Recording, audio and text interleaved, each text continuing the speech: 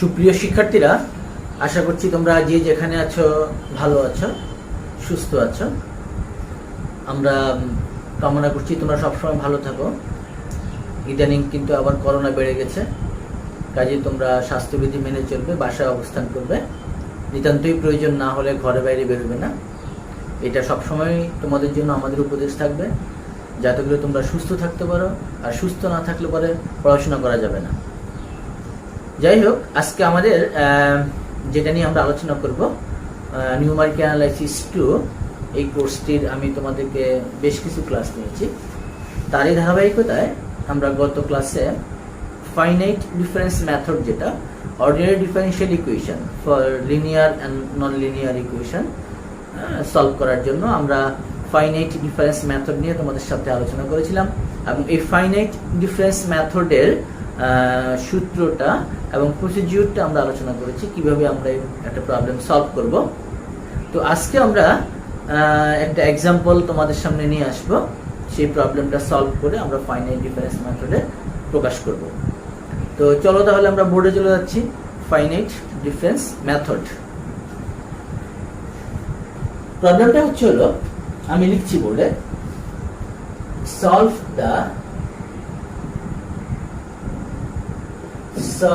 the boundary value problem, আমরা যেটাকে বলি BVP, boundary value problem।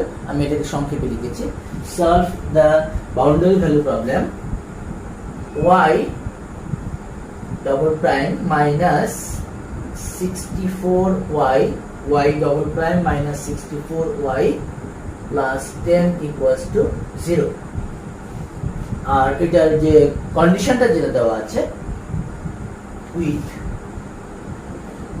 কন্ডিশনসটা আমাদের কাছে দেয়া আছে হলো y0 equals to y1 equals to 0। অর্থাৎ বাউন্ডারিটা হচ্ছে এখানে 0 থেকে 1 পর্যন্ত।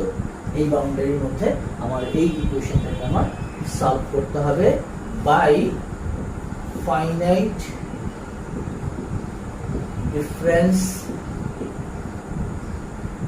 Method,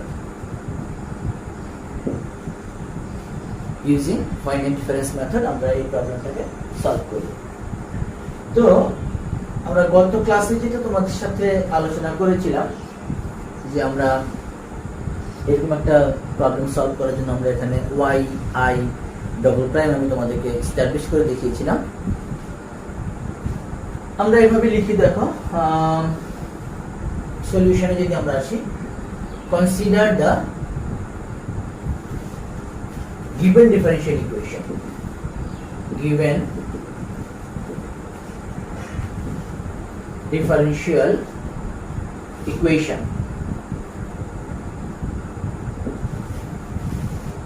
y double prime minus 64y plus 10 equals to 0.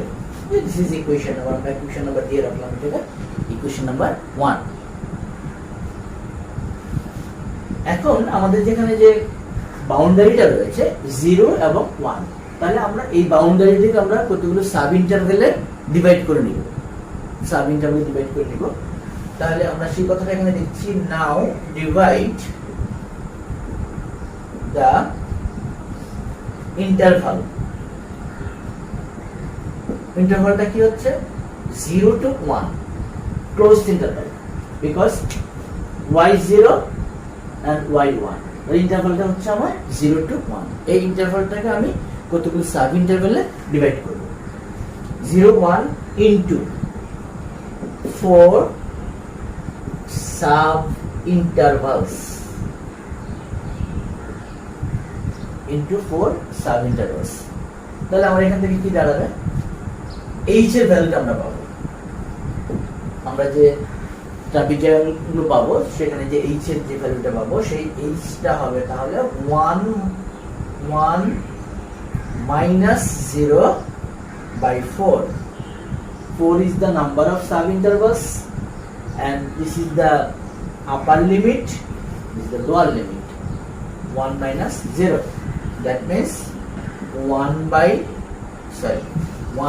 4, 1 by 4 and the points আর, তাহলে পয়েন্টস গুলো আমার কি কি হচ্ছে, আমি যদি 1/4 করে ইন্টারভেল গুলোর লেন্থ আমি নেই, তাহলে আমার সেখানে কি হচ্ছে, সেখানে আমার তাহলে x0 টা হচ্ছে হলো 0, x0 0 আর x0 0, x1 হবে 0 প্লাস h, অর্থাৎ x0 কে আমি লিখি x0 plus h, x1 equals to x0 plus h, that means x0 হচ্ছে 0 plus h, that means আমরা বলতে পারি 0 plus 1/4, that means 1/4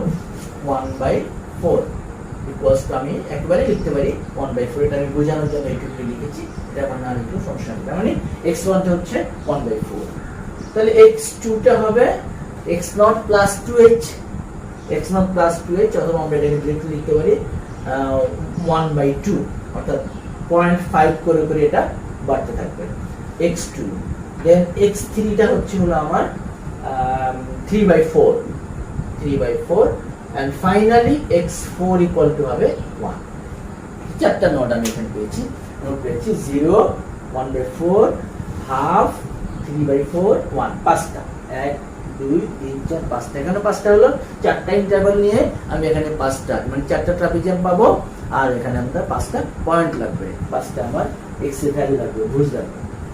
ওকে, তাহলে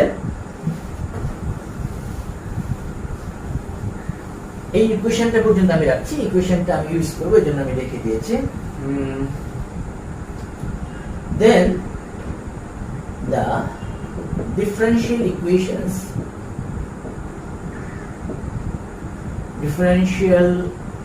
equation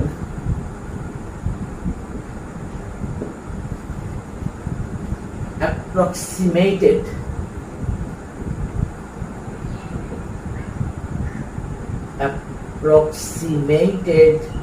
as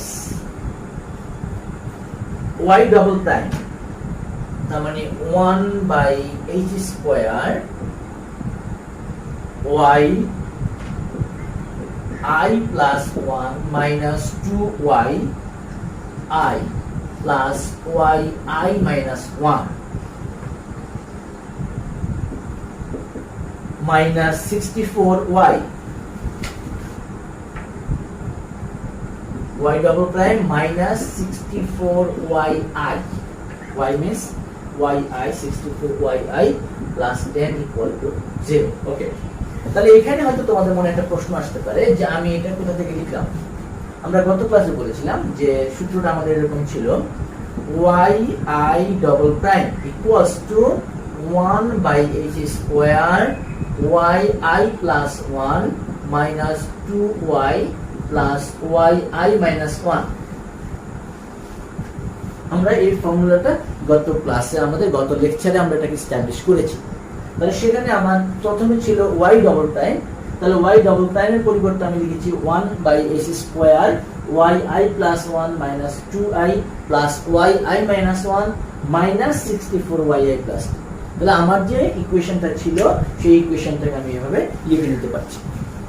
ওকে, এখন এই ইকুয়েশনের মধ্যে 1/h h equals to হচ্ছে 1/4, তাহলে 1/h square equals to হবে 16 yi plus 1 minus 2yi plus yi minus 1 minus 64y plus 10 equals to 0। আমরা যদি একটু সিম্পলিফাই করি তাহলে 16yi plus 1, 16 into 32 minus 64, that means minus 96yi plus 16i minus 1 plus 10 equals to 0। এখানে i এর ভ্যালুটা হবে 1 2 3, 1 2 3।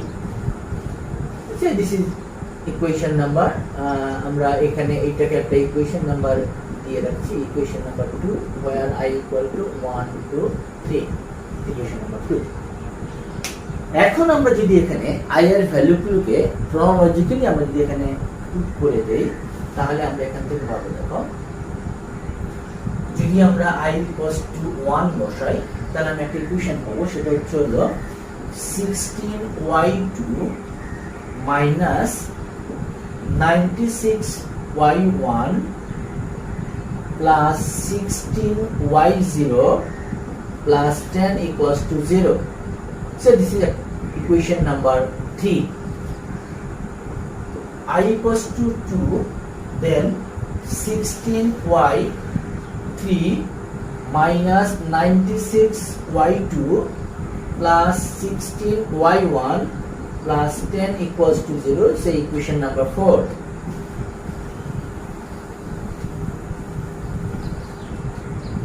And finally I equals to 3, 16y4 minus 96y3 plus 16y2 plus 10 equal to 0. This is equation number 5. আমরা এই তিনটা linear equation পেয়েছি। শিক্ষার্থীরা, তোমাদের নিশ্চয় মনে আছে আমরা নিউমারিক অ্যানালাইসিস 1 এর মধ্যে এই লিনিয়ার ইকুয়েশন সলভ করার জন্য আমরা কিন্তু অনেকগুলো পদ্ধতি শিখে এসেছি। সেখানে আমরা আইসোলেশন ফর্ম দিয়ে করতে পারি অথবা ম্যাট্রিক্স মেথডে করতে পারি। যে কোনো একটা মেথড অ্যাপ্লাই করে আমি এখান থেকে এই y1, y2, y3, y4 এই ভ্যালুগুলোকে আমার ফাইন্ড আউট করে নিয়ে আসতে হবে। এটা আমরা এখানে এই পর্যায়ে আমরা সেটাকে দেখাবো না তোমাদের, তোমরা নিশ্চয়ই জানো, এটা সবাই পারো তোমরা। সিস্টেম অফ লিনিয়ার ইকুয়েশন আমরা কিভাবে সলভ করেছি আমাদের প্রিভিয়াস ক্লাসগুলোতে ছিল, তোমরা দেখে নিবে। ওকে, তাহলে এখানে আমরা এই যে 3 নাম্বার, 4 নাম্বার এবং 5 নাম্বার এই আমরা তিনটা ইকুয়েশনকে নিয়ে এখন যদি using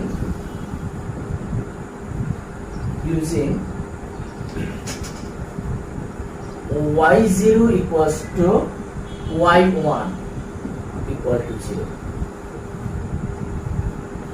এটা আমাদের দেয়া ছিল। This was the given condition, অর্থাৎ y0 equals to y4 equals to 0। তাহলে আমরা কি পাচ্ছি? আমরা এই তিনটা সমীকরণ থেকে, আমি যদি এই 3 নম্বর সমীকরণটা থেকে ফলো করে আসি, তাহলে আমি এখান থেকে y0 0, that means 16y2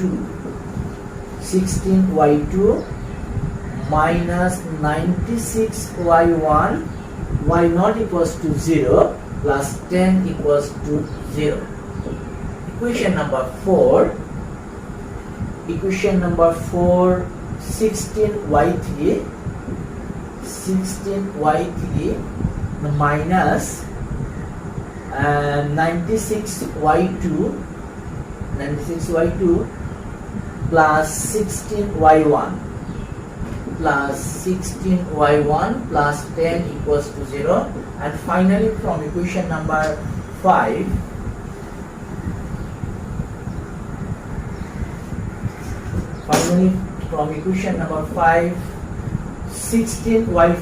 y4 equals to 0 minus, that means minus 96y3 plus 16y2 plus 10 equal to 0. এখানে আমরা একটা সিস্টেম অফ লিনিয়ার ইকুয়েশনস পেয়েছি। তাহলে এই সিস্টেমস অফ লিনিয়ার ইকুয়েশনসটাকে আমি যদি সলভ করি, এখন তোমার যেটাকে আমরা বলছি হলো যে কোনো একটা প্রতিষ্ঠিত পদ্ধতিতে যদি আমরা সলভ করি, তাহলে আমরা সেখান থেকে এই ইকুয়েশনগুলো আমরা সলিউশন পেয়ে যাব। আমরা এটা সলভ করতে গেলে আমাদের একটা এক্সট্রা ক্লাস লাগবে, আমি সেটা এখানে সরাসরি রেজাল্ট আমি তোমাদেরকে লিখে দিচ্ছি। আমি আবার বলছি এই সিস্টেমগুলো আমরা আগে শিখেছি। তাহলে কি হবে এখানে?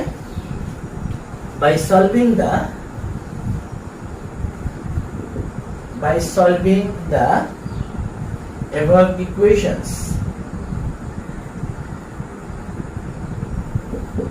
we have বাচ্চা আমরা y1, আমি আবার বলছি এগুলোকে আমার সলভ করে নিতে হবে। আমাদের সলভিং রেজাল্টটা রয়েছে, এই জন্য আমি এটা লিখে দিচ্ছি 0.12876 y1, y2 0.147059 and y3 0.128676 এবং y0 y4 তো 0, y0 y4 0, y1 পেলাম, y2 পেলাম, y3 পেলাম। তাহলে আমরা ফাইনালি রেজাল্টটাকে এইভাবে লিখতে পারি, thus we get y0 equal to y of 0 equal to 0, y1 means y of 1, y1 means y of 1, 1 means x1 যেটা ছিল আমার 1/4, তাহলে এই ভ্যালুটা আমি পাচ্ছি হলো সরি y of 1 না, এটা আমার ছিল হলো 0.25, হ্যাঁ 1/4 means 0.25, এটা পাচ্ছি হলো এই y1 টা 0.128676, y3 যদি আমি করতে চাই তাহলে হবে y of 0.50, দ্যাট মিন্স সেটা হচ্ছে আমার y2 তো আমার 0 আছে, y3 হচ্ছে হলো y2 সরি y2, এটা হবে y2, হ্যাঁ y2 হচ্ছে 0.147059, y3 হচ্ছে হলো y of 0.75, that means 3/4, এটা হচ্ছে হলো আমার y3 0.128676 and finally y4 মানে হচ্ছে y of 1 equals to 0। তাহলে আমরা এখান থেকে আমাদের এই অ্যাপ্রক্সিমেটেড যে ভ্যালুগুলো আমরা পেয়েছি সেখানগুলো আমরা বের করে ফেলতে পারবো। তাহলে আমাদের প্রবলেমটা কিন্তু সলভড। তো সেক্ষেত্রে আমি একটু এখানে তোমাদের একটা নোট লিখে দিচ্ছি, তোমরা এটা একটু লিখে নাও, এটা থেকে শর্ট প্রশ্ন থাকতে পারে, এখান থেকে একটু হেল্প পাবে। সেটা হচ্ছে হলো নোটটা হচ্ছে হলো এরকম, the accuracy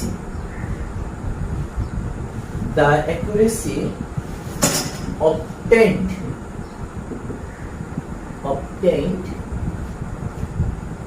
by the finite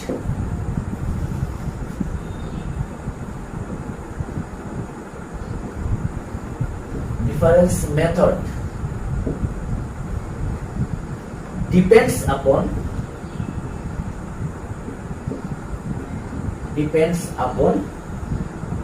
the width of the sub intervals, that means the value of h. If the value of h is very very small, the result will be very accurate, and if the value of h is large, then result will not be approximately accurate. Upon the width of the sub-interval chosen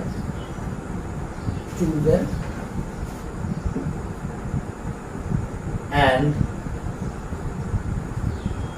also on the order of approximation,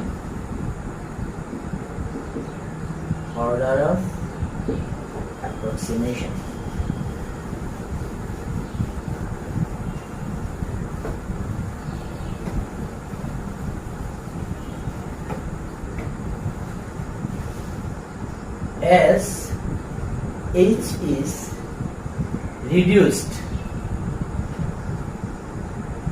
the accuracy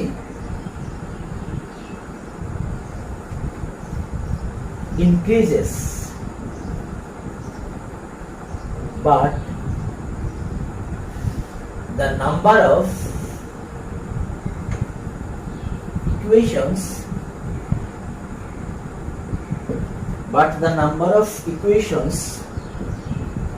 to be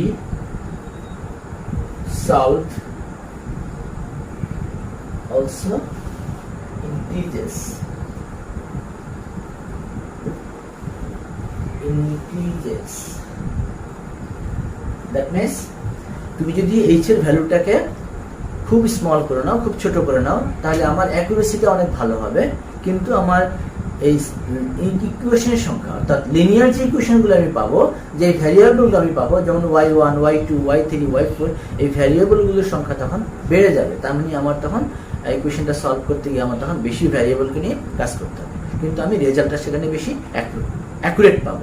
তাহলে এটাই হচ্ছে আমার কথা, যে H এর ভ্যালুর উপর depend করছে এই ভ্যালুটা কত অ্যাকুরেটলি আমি সেখান থেকে, এই প্রবলেমটার কত অ্যাকুরেটলি আমি সেখান থেকে রেজাল্টটাকে পাবো। তো শিক্ষার্থীরা, আমরা ফাইনাল ডিফারেন্স মাত্র তোমাদের সামনে উপস্থাপন করেছি, প্রবলেমও সলভ করেছি। আমার বিশ্বাস তোমরা এটা বুঝতে পেরেছো। ভিডিওটা বারবার দেখে নিবে, তাহলে বুঝতে পারবে। তো আজকে আমরা এখানে শেষ করব।